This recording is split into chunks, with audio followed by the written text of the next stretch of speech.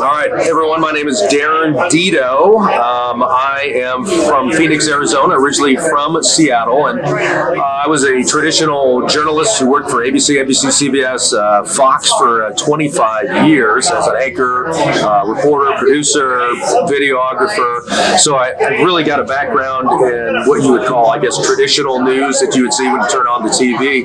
But about 20 years ago, I worked in Jackson, Mississippi. I worked for a CBS affiliate called WJTV, and I've always had a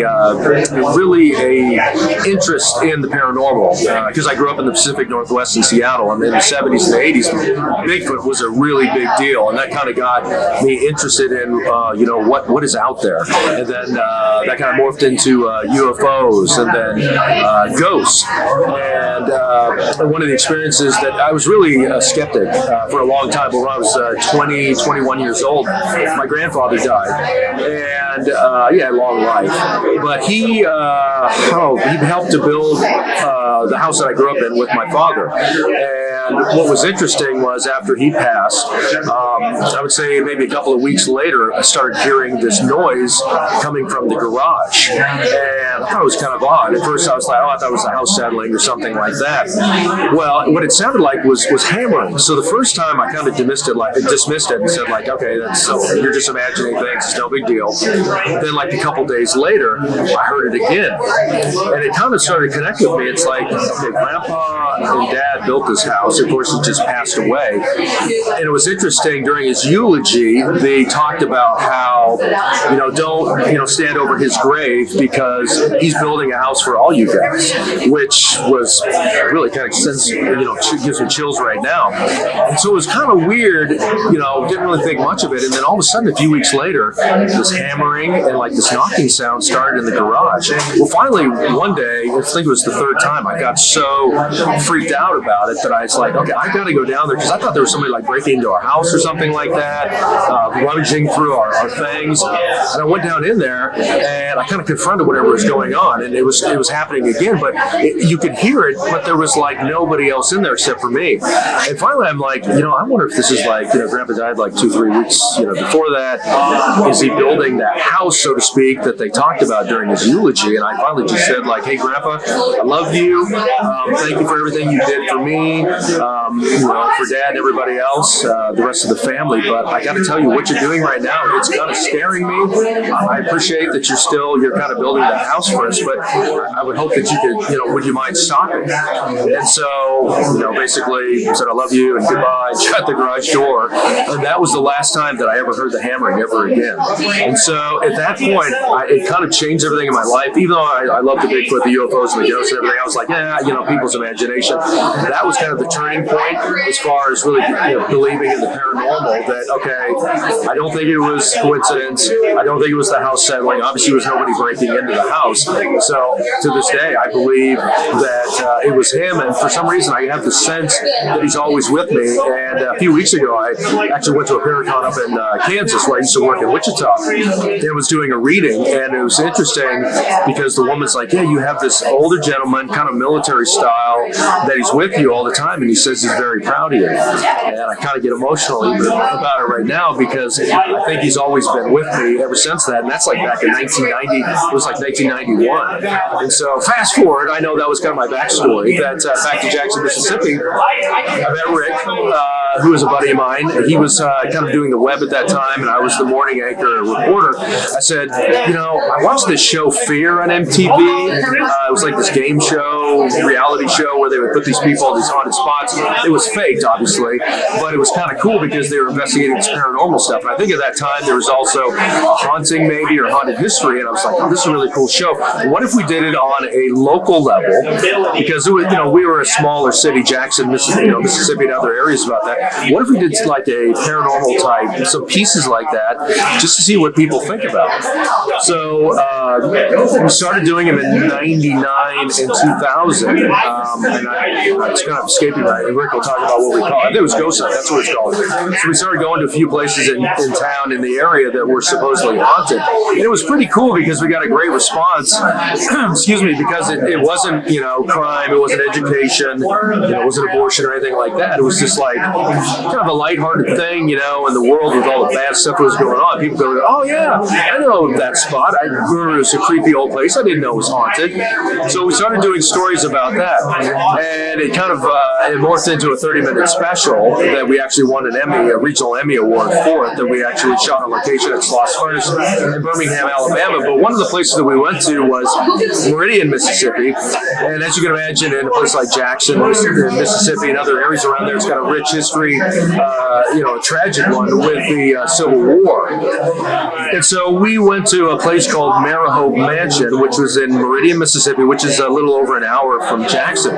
This huge, beautiful antebellum home that, back then the Northern troops burned so many places in the South that they said that was too beautiful to burn. So you've got this one really majestic, beautiful antebellum home in this area that is, obviously there were rebuilds probably in the late 1800s to early 1900s, that is still there, intact, and it was the Daughters of the Confederacy, I believe, that ran it or something like that. So this was back in like 99, 2000, and the whole paranormal thing wasn't really popular like it is today. So there was not really the stigma that, hey, I'm Darren Dedo from WJTV. Maybe you've seen, we do these stories called Ghost Hunt for a segment called Unexplained. We've heard a lot of interesting stories about the Marihope. Would you be open to letting us come out there and then essentially locking us in there for the entire night?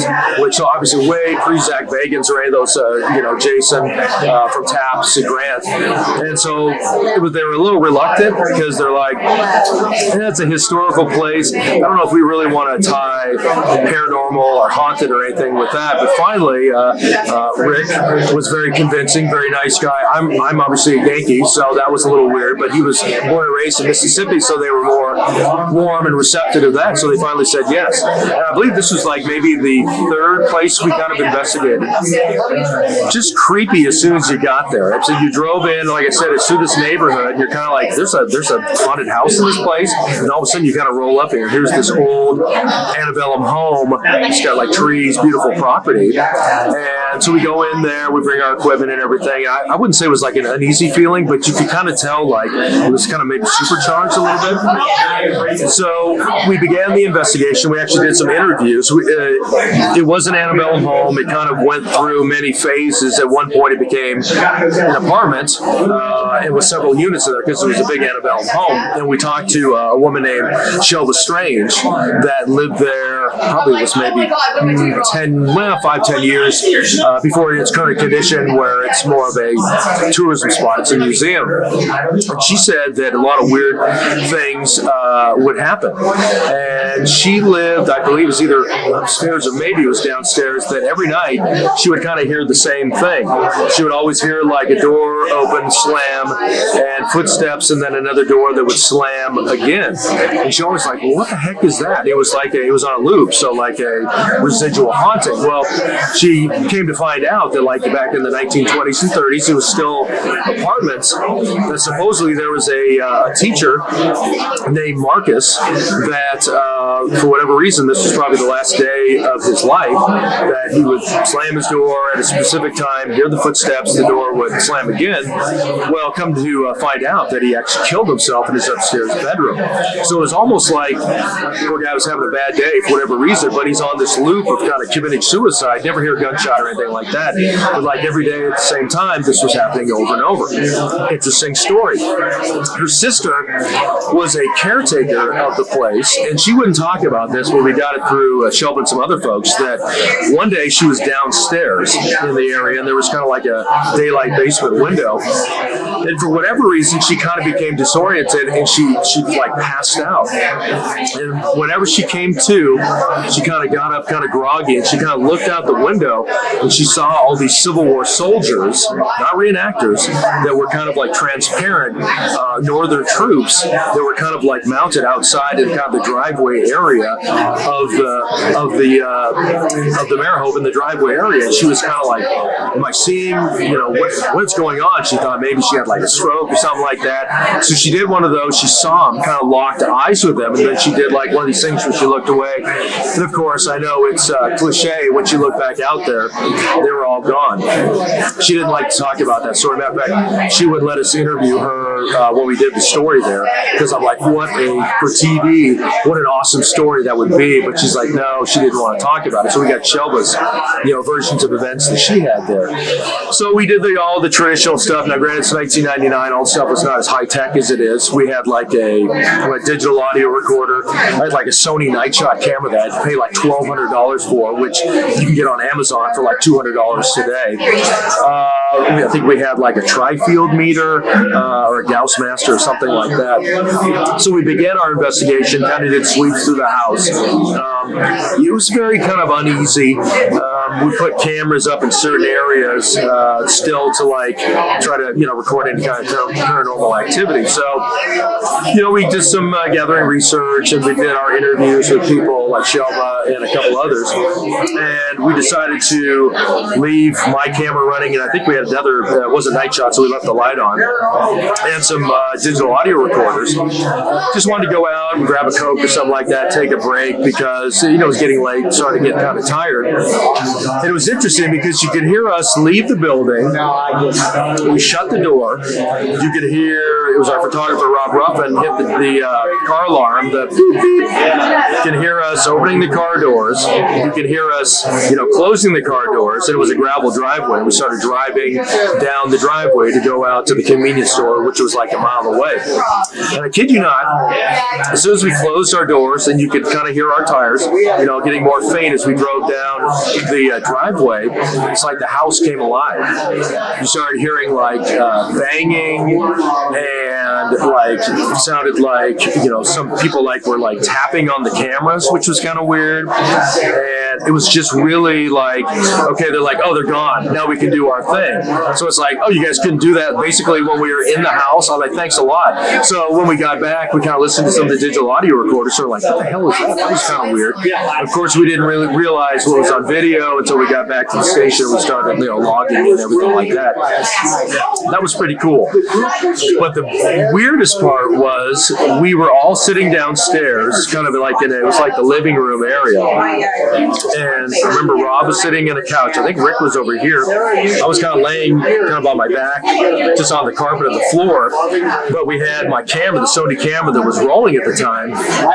And all of a sudden, this incredible bang, and then like this like rattling of, like somebody was like flipping over chairs and flipping over tables. And it happened, I think, more than once, because I was so kind of out of it and kind of groggy that Rob, I remember he's like sitting, you kind of see his shadow, he kind of does a thing like that to see if there was somebody in the room with us. And of course, there was nobody there. And then it like happened again because we're rolling audio. And so I think that was Rick or Rob said, like, what was that or something? And I remember I said, like, that's what I heard. So we thought maybe this was like Marcus.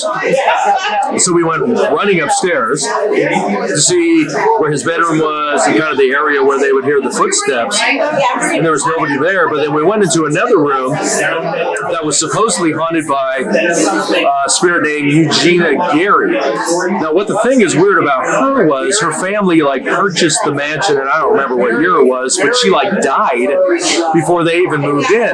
But they had this kind of weird, creepy portrait that they put up on the wall, and people had reported seeing like this glowing, shadowy figure kind of peering out of the curtains at one time. So we're thinking, was that her? So we went into the room, and all of a sudden we heard what sounded like were footsteps on the roof or the ceiling. I mean, this is like a 3-story building. I mean, you couldn't scale it, but it wasn't like a raccoon or some type of a critter or something like that, because they were boom, boom, boom, and there's kind of a classic shot of me going that we used in the story, which I 20 years later, it's like I go, there's something on the roof, and Rick's like, yeah, there's something on the roof, and it was like, he's like, no, was like these heavy footsteps. We're like, what the hell is that? So we all ran downstairs, went outside, because we thought maybe somebody was playing a joke on us, because they knew we were doing an investigation. We kind of, put our flashlights up there on top of this antebellum home, and there was like nobody there. So it's like, okay, was this something to do with Marcus? Was this something to do with Eugenia? Was there something to do with whatever was turning over the tables and the furniture? Because of course, once we heard that, we flipped all the lights on, expecting to see like everything kind of all over the place. Absolutely perfect. Nothing had moved, nothing had changed from when we turned off the lights. I mean, it was like, to this day, and I've been to a ton of these locations all around the country, that was the single most bizarre, scary, I wouldn't say terrifying, unnerving experience, because you're in this room and you're hearing, was it poltergeist activity? I don't know, because we didn't have the lights on. All we had was the night shot. We didn't really have, we just kind of had it rolling on us, sitting around, and really we needed the camera kind of shot that way to be by the furniture.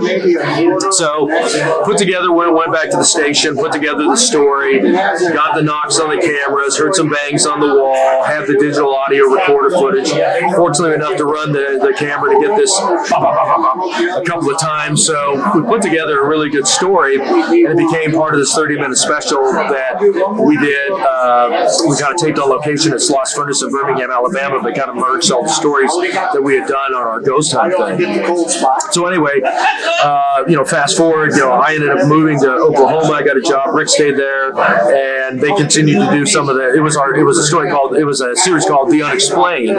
So we did these kind of weird, kind of cool stories all over the South. But unfortunately, I left. I had another opportunity.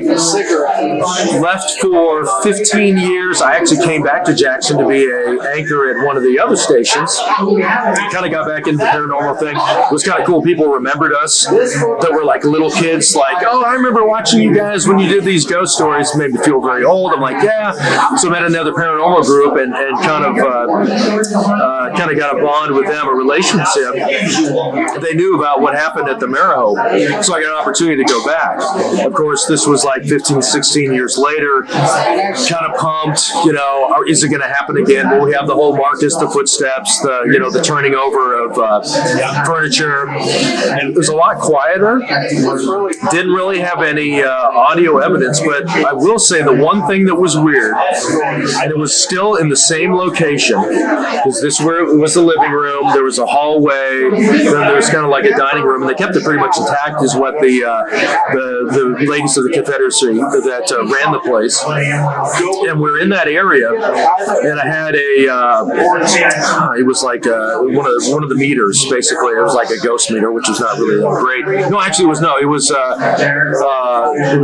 was John's piece of equipment that measured fluctuations, EMF, and the environment there, and it was going crazy. And how it normally would be a 0.1, a 0.2, or something like that. I mean, this thing was like off the charts. It was going like 70, 80, and it was in that area where we heard this banging sound or whatever it was.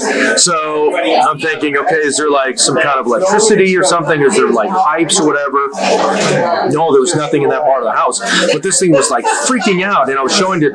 We had a buddy of mine that came with me. He has no experience as a paranormal investigator, and he was like, "Oh my God, this is like crazy." I go, "Yeah, this was the area where we had this experience back in 1999, and this was like 2016, 2017." I go, "This is okay. Maybe it's a coincidence, but it's very ironic to where we had this thing that happened, and now all of a sudden this meter is like going crazy off the chart with EMF. Lasted for a little while, and then like that, it like died.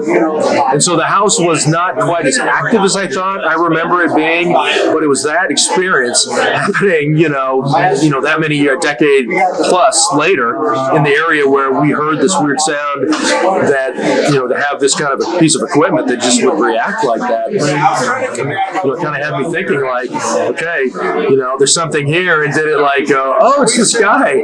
He's back again. Remember that time we like scared the hell out of him and his buddies or whatever by making those banging sounds and everything? Well, we can't do that again, but we'll make their equipment kind of go crazy and kind of give them a show a little bit. So I was like, okay, you convinced me. Okay, Marihope is haunted. wanted. I got it. And so, you know, it's just one of those stories. So we've been all over the country. I mean, I've done stuff in Seattle, Oklahoma, Mississippi, Pennsylvania, kind of all over. And so that was like my one ghost story that to this day still kind of was a little scary, a little unnerving, but I was glad that I was there to experience it. And so that is my ghost story.